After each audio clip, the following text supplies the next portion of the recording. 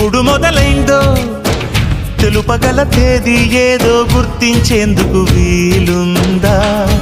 ప్రణయం ఎవరి హృదయంలో ఎప్పుడు ఉదయిస్తుందో గమనించే సమయం ఉంటుందా?